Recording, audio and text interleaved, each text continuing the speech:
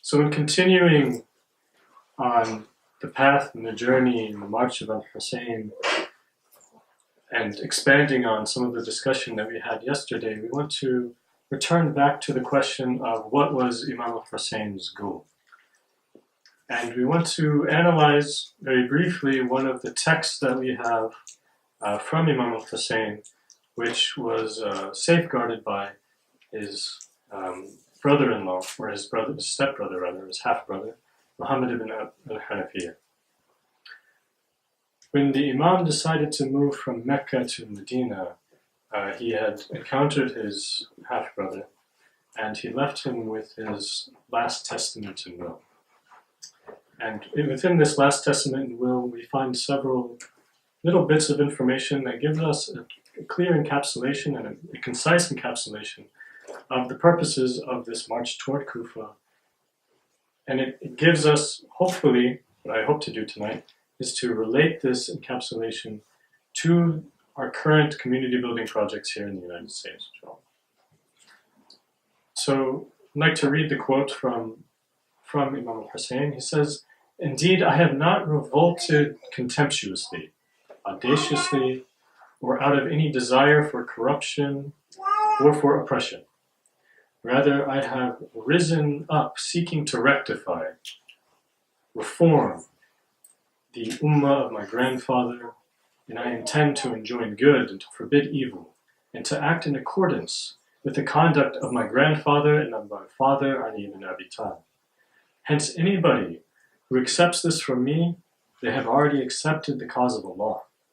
And if anybody answers me in this regard, if nobody answers me in this regard, I shall remain steadfast until Allah judges between me and the people." But the term we want to look at primarily is the word islah. That is usually translated as reform, or here I translated it as rectify. That Imam al-Hussein sought reform or rectification, islah, of his prophet's, his grandfather's community, just as we spoke about a little bit last night. So the word islah is actually a Quranic term. We find it in Surah Al-A'raf, the 7th chapter of the Quran, in Ayah 56, وَلَا تُفْسِدُوا فِي الْأَرْضِ بَعْدَ إِصْلَاحِهَا. Do not create corruption on the land after it has already been rectified or put in order. The basic concept behind the idea of Islah is to put something in its proper place, or to put something in order. It has some connotation in relationship to the word adl, or justice, because justice also means to put one thing in its proper place. The Imam said that he would use the method of enjoining good and forbidding evil to obtain this goal of talab al-islah, to seek islah.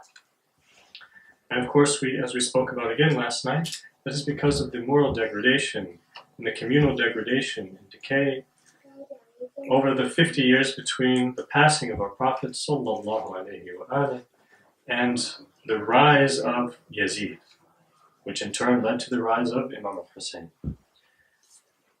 And he primarily said that he was doing this to bring back, or to rectify, or to bring about the morals of his grandfather, and that he saw the ummah as his primary issue.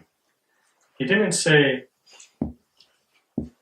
directly anyway, he did not say, I am rising up to claim my right, because I'm the Imam. He didn't say, I am rising up to seek vengeance on the Umayyad regime who were responsible for the killing of my brother Hassan, Imam Hassan alayhi salam. He said, rather, I have concern for, I have love for this project of my grandfather, these divine morals that my grandfather came and brought to this ummah, and I have love for this ummah, and I want to reform this ummah back to the proper ways and movement toward Allah subhanahu wa ta'ala. And we find that if we were to imagine the period of Muawiyah's time, to understand the significance of Imam Hussein's words, if you were to time travel back to Syria under Muawiyah and you would see the Islam in front of you, you wouldn't really recognize it. Some of the brothers were mentioning the other night. You wouldn't recognize it as the Islam that you practice today.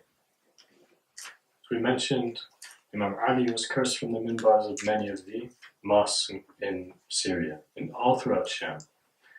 That there was a general sense of a second-class citizenship of the non-Arabs in Syria. That there were an expanding distinction between the rich and the poor. When we think of the Prophet, we don't think of these things. But that was the Islam practice for 22 years under Muawiyah in Syria, and even earlier than that in his governorship before his caliphate started for those 22 years. So perhaps 25, 26 years you had that expanding degradation of the Prophet's moral. So Imam al-Hussein came primarily to deal with bringing the Ummah back to the divine laws, the Sharia, and he sought to be a lighthouse for the Ummah that was lost at sea. So in trying to understand and trying to follow in the footsteps of the Imam, we need to then do something of a muhasiba, or an accounting of our own community. Imam al-Hussein saw a degradation of his community. So if we say we are followers of Imam Hussein, it doesn't just mean that we recount his tragedy and we recite poetry for him, like we spoke about last night. While those are noble things to do, it also means that we take lessons from his life and apply them to our day and age as well. So in trying to take lessons from the Imam, I'd like to offer a couple of thoughts about where our Ummah is today, or at least where the American subset is today, and offer one Quranic principle that we find Imam al-Hussein embodied that may help us along in seeking our own framework of Islah, of seeking Islah for our own community as we continue to develop in this nascent kind of infancy stages which we find ourselves in today. So looking at the Muslim community in the United States, we find an immense number of challenges that we face. Among them are the question of the quality of the spiritual states of each and every Muslim in the United States. What is our own spiritual quality? What is my spiritual quality? What is your spiritual quality? And are we educating our communities so that they move forward in their spiritual development before they pass away? We have the question of educational standards. Several of the brothers last night asked me, do you know of a program or an organization or an institution where I can study formally to deepen, can I have continued adult education basically? Is there an organization? Are there classes I can take? Unfortunately, we tried to brainstorm, we could only find a couple of options. So where are we with our educational programs in the United States? We have issues of gender representation, race representation, the role of minorities in our community, the role of gender representation for women in the community, and also the absence of female scholars in the community to serve that half of our community that we have. We face the issue of adolescent identity. Are our young people growing up identifying as Muslims? And even if they're identifying as Muslims, are they embodying the values of Islam? Are they acting as Muslims? Are they growing up to become stronger Muslims? Or is it just a cultural identity for them? We have the question of establishing care for our elderly. Will our young people take in our elderly as they grow older? Or are we going to follow in the footsteps of the larger community and use retirement homes with all of the problems that may arise in those situations? Or would the Muslim community find an alternative solution? It's a growing problem. We have issues of class and economy. Some mosques have overflowing budgets. Some mosques have tight budgets. Our young people who are going to school are finding it harder to find jobs straight out of university. And they're finding it difficult to get married while they're in university because they have no money to speak of. These are problems we need to solve. We have a growing problem of mental health issues. Do we have professionals who are studying mental health issues? Is there a push in our community for people to go into mental health professions? Or is that a taboo? Are we going to let it fester? And if we do have people in those professions, do we have people that also, while they are in those professions, are learning to incorporate an Islamic lens through which to understand mental health issues? Are we going to let dominant society tell us about the frameworks of sanity and insanity, emotional health? Or are we going to infuse that profession with Islamic concepts of spiritual health as well? We have the issue of anti-Muslim bias. Sometimes, what apparatuses do we have to deal with such issues? The extensive scope of these questions indicates that our community is in something of an existential crisis. In other words, there are more fundamental questions to be asked before we can even begin to address those problems. What is the community's overall purpose? What does a righteous community look like in America anyway? What does it even mean to be pious as a community in America? Does it mean that we are pious in our individual lives? We go to work, we occasionally make a beeline to the mosque, and then we come home? Or does community piety mean something more than that? What imprint will this generation of Muslims leave on society in 25 years? In 50 years? Where will the Muslim community be in the next generation and 2 generations after that? What will our legacy be? What will we teach the American community at large, American society at large? Where are we headed, and do we have a plan? So with all of that said, sounds like a dire situation. Inshallah, the next couple of nights we want to look at a couple of principles, again from Imam al-Hussein as well as from the Quran, that should help us in beginning to think about and beginning to form a solution to some of these problems. There's not going to be any speaker that's going to come and sit here and tell you how to solve any of these things. These problems are bigger than one person. They're bigger than 2 people. They're bigger than one community. So I hope that in the course of the next couple of nights in exploring these questions, all of us will be inspired to begin working towards solutions to these problems and begin communicating with other communities outside of this particular building and doing the same, inshallah. So the development of a unified community vision. When looking at the landscape of the Muslim community, we see competing attempts to answer the questions that I just posed. We see the growth of various Muslim organizations that attempt to address these issues. You see charitable organizations that try to address issues of poverty. You see universities, which is kind of a new thing in the community. In colleges, we have the American Islamic College in Chicago, we have Zaytuna in the Bay Area. See seminaries cropping up. Mosques, Islamic centers, community centers seem to be being built by the year. Weekend schools, university chairs, MSAs in various student groups, social collectives, etc. Each of these organizations and these institutions are built to attempt to solve a problem in the community.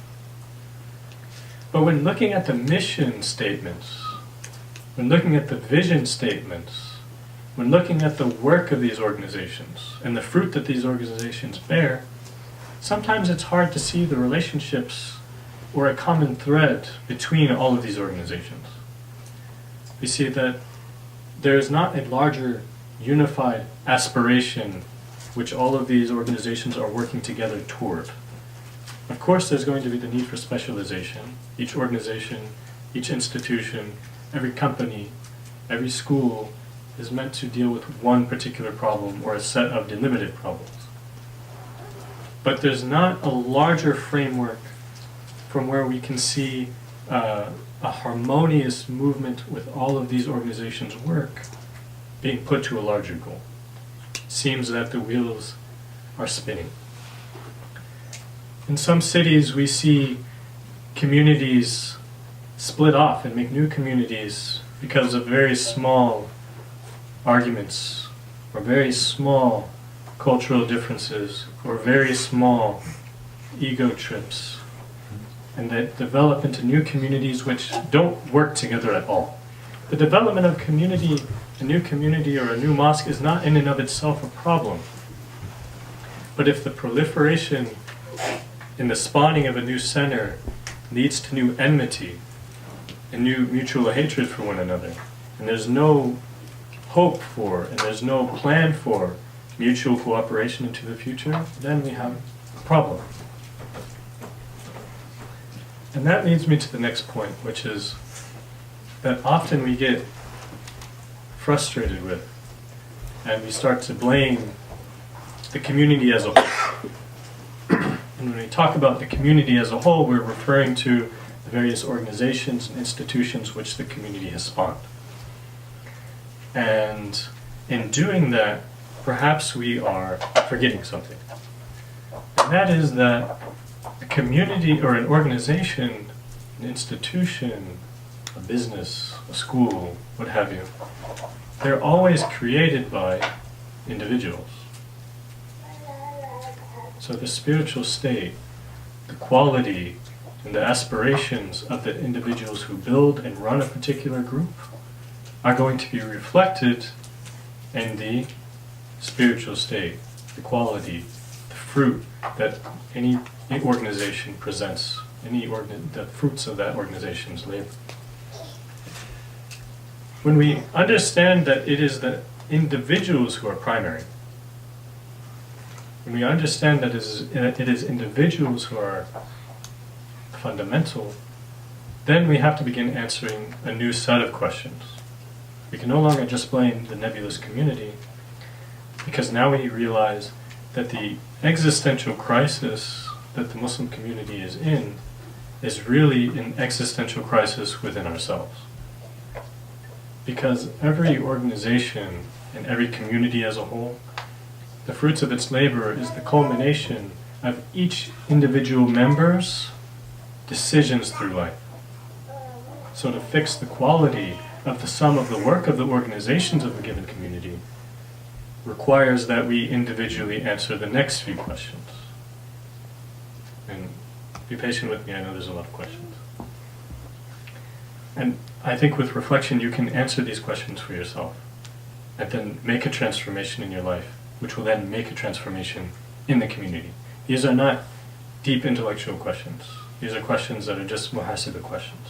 The questions that you can ask and account for yourself right now. What does the bulk of any one person's time, thought, effort, and money go toward? What are her goals? What are his dreams? Right? What do you think about for the whole of your day? What do you work for the whole of your day? Our community's current situation and its potential failure to answer its divine mandate, its potential failure to walk in the footsteps of Imam al-Hussein, cannot be exclusively blamed on the nebulous community. It is something that we have to blame ourselves for until we begin to take steps of Islah and reformation. So the first Quranic principle I want to look at, the Quranic principle for tonight I want to look at, is that of the unified community vision. And God in the Quran speaks of a unified community vision in several verses. And these verses in some speak to the need for the community to come together upon the same beliefs, the same values, in order to achieve salvation and to obtain good in this world as well. And so God speaks about this in two levels. In Surah Al-Imran, he talks about it both in terms of the individual and in terms of the community. So in Surah Al-Imran, God speaks to all of humankind and says that men should not die except as Muslims. Do not die except as Muslims. And Allama Tabatabai, in speaking about this, he talks about how God brings together two concepts. The concept of death, which is outside of humankind's power. So it seems strange that why would God ask us to die except as Muslims, not to die except as Muslims? But then he says, but Allah also brings in the concept of a choice that you have to make. To become Muslim, to adhere to the principal mandates of Allah, and to then live a lifestyle which are the ramifications of accepting that submission to Allah subhanahu wa ta'ala. And then Allah in verse 103 speaks about the communal element of that vision. He says, وَاتَّسِمُوا بِحَبْلِ اللَّهِ جَمِيعًا وَلَا تَفَرَّقُوا. He says, hold fast all together to Allah's rope, to Allah's cord, and do not be divided. So that's the communal element. Allama Tabatabai says here that verse 102 speaks to the individual inasmuch as it was concerned with the guidance of the individual. It tells each individual, do not die except as a Muslim. And then he shifts and he looks at the good of the society. And he says, do not hold fast altogether to Allah's cord and do not be divided. And this points to this, do not be divided, points to the fact that this is referring to society at large. So the development of a unified community vision depends on, depends on yes.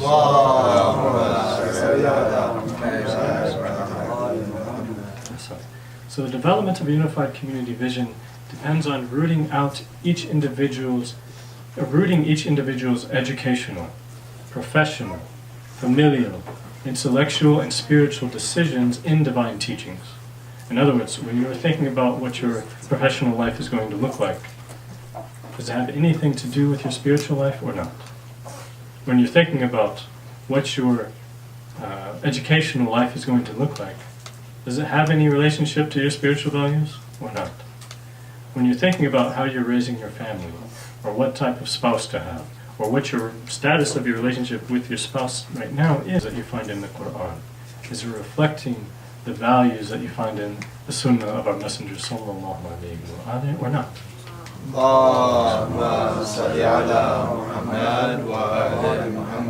And similarly, when we create an organization, when we create a new mosque, when we're running a mosque, our board meetings, our programs, do our youth programs, does our Sunday school reflect the ideals of the Prophet and his progeny, or do they fail to do that? And those are answers that every community has to answer for themselves and then begin to speak to each other about, so that there is some sort of harmonious, unified aspiration. Sallu ala Muhammad wa ali Muhammad.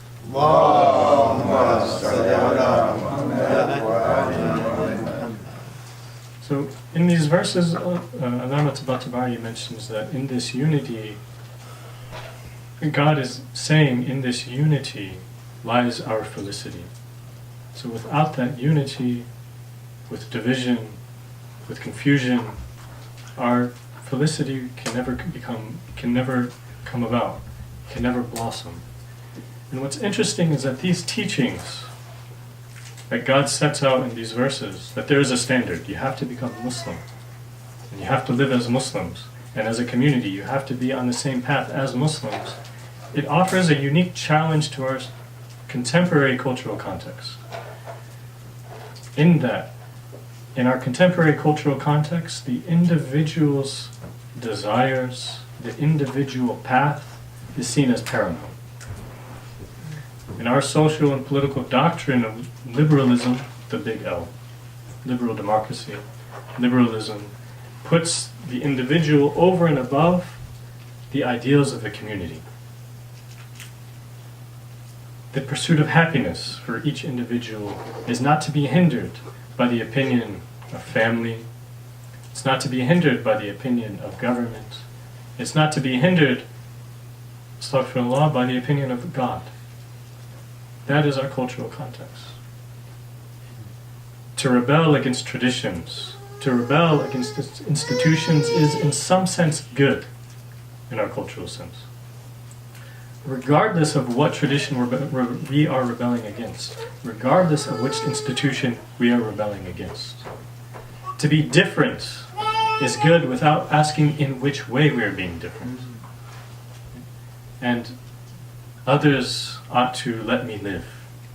Right? Only God can judge me, if I even believe in a God. No one can judge me if I don't believe in a God. These are kind of the catchphrases of our time. But these verses, like I said, indicate a standard. It's not let me live. It's God is telling you be this way. God is telling you take on these values. And God is telling you as a community work together in the same way. So not every type of difference is good. Not every type of difference is cutting edge. It's actually dulling the edge of the Islamic movement. So we find again in these verses a call to reflect and understand the truth and how to be harmonious with those divine teachings. To hold fast to that lifestyle that those divine teachings require of us, and then to build community on the basis of those teachings. And therein lies happiness, not elsewhere. Related to the command in those two verses that I mentioned to develop a unified community vision is a teaching found in Surah Al-Hashr, which is chapter 59, verse 14, which describes the negative results from a community that is not formulated on a unified community vision. So what I mentioned was the command to become that way, and now in a separate instance in the Quran, Allah talks about the repercussions of being part of a confused and disparate community. The historical context of this is that the Prophet had moved to Medina, and he had set up peace treaties after he had kind of formulated power in Medina, and he had set up peace treaties with various non-Muslim communities at the time. And there was at some point a community, a religious community, that wanted to break their peace treaty with the Prophet, sallallahu alaihi wasallam, and they were decided that they were going to make war on the Prophet. In so doing, they had set up a treaty with a separate religious community, also a non-Muslim community, and they were hoping for reinforcements in their battle against the Prophet. But it says that, and he's talking to the Muslims here, you suppose that these communities that were going to war against you, you suppose that they were united. But their hearts were actually shatta, they were divided. And then Allah says something interesting. He says, the reason why they were divided was because they are a qawm, a group, that do not have reason. They lack aql. They lack understanding. So on this issue, one of our great scholars from Iraq who was martyred in 1980, Shaheed Muhammad Baqir al-Sadr, he comments on this verse, and he says something that I'm going to quote at length that I think applies very clearly to our community and our time today. And I think in here is a lesson for us. He says, when a nation or an ummah loses its link with its ideal values, it is afflicted soon with disunity, confusion, and decay.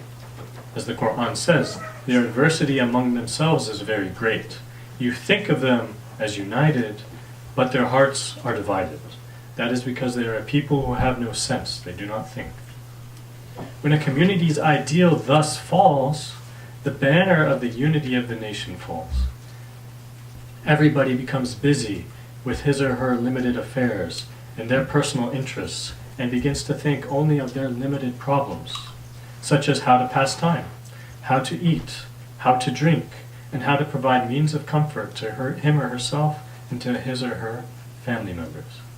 He keeps himself engaged in establishing himself in a kind of fluffy and cheap sense, in a short-term establishment which keeps man occupied with his material affairs and his material needs for the entirety of his life, and that makes him a prisoner of his immediate needs and desires, to the extent that he ceases to think of anything beyond them. ceases to think of anything beyond his material needs, and all of his efforts begin to revolve around only those material needs, for he finds nothing else in his life. And so here we find the echoes of our society, that everybody becomes busy with his limited affairs, with his or her personal interests, and begins to think of only their limited problems. And we see the effects of the urge to accumulate material wealth and comfort in our community and in the United States as a whole. And like we began with, we're in need of a community muhasaba, a communal introspection, a communal taking ourselves to account. Each individual and collectively the community must take account of where we stand. Is the community and the collective of individuals that make up the community working toward a unified goal?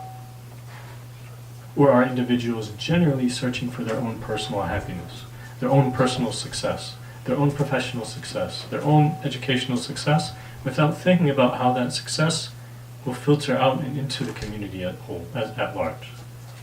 And if we are working toward a unified communal vision, is that unified communal vision based on divine values? Or are we all working toward a unified communal vision that reflects the state of our current times, the liberalism of our current times, the materialism of our current times? May God protect us from that. Imam al-Hussein and his group was the vanguard of Islamic unity and Islah, and the rectification of the community and the bringing together of the community into a unified state. The revolt was meant to, as we spoke about at the beginning, was meant to call people back to wholeness, to harmony of the ummah together. It was meant as a call back to Tawheed, which is to assert oneness of Allah and to assert oneness of the cosmos. It was a call back to the life of felicity and success in the eyes of God, not success in the eyes of man. He was the shining example who sacrificed everything toward this end. Himself, his family, his position, his friends. He sacrificed everything toward trying to shake the ummah out of its slumber, to shake the ummah out of its confusion, to shake the ummah out of its division. Yet the ummah as a whole was lost in a sea of disharmony and confusion and inner forms of shirk. The community as a whole had a love for safety. The community as a whole had a love of wealth, and these are inner forms of shirk. Shirk is not just a matter of erecting some sort of stone idol and bowing to that. There are spiritual and inner forms of shirk that we are all facing each and every day. And we saw that last night in the story of Muslim ibn Aqil, that the would-be revolutionaries that would have been the vanguard along with Imam al-Hussein, they slithered away during prayer. They slithered away because their family members called them and said, let's go to safety. They slithered away because of the temptation of Ibn Ziyad's monetary gifts to those who abandoned al-Hussein, and they slithered away because of the threat of Ibn Ziyad's sword. In other words, they were looking for the comfort of home. They were looking for the comfort of monetary success. They were looking for the comfort of this world, and they abandoned the comforts of the hereafter. However, there is a man in this story that stands out from the rest of the Kufans. He was also a Kufan himself. There is a man who wrestled with his inner demons. He wrestled with his inner Yazid, and he moved out of darkness into light, and his name was Hur.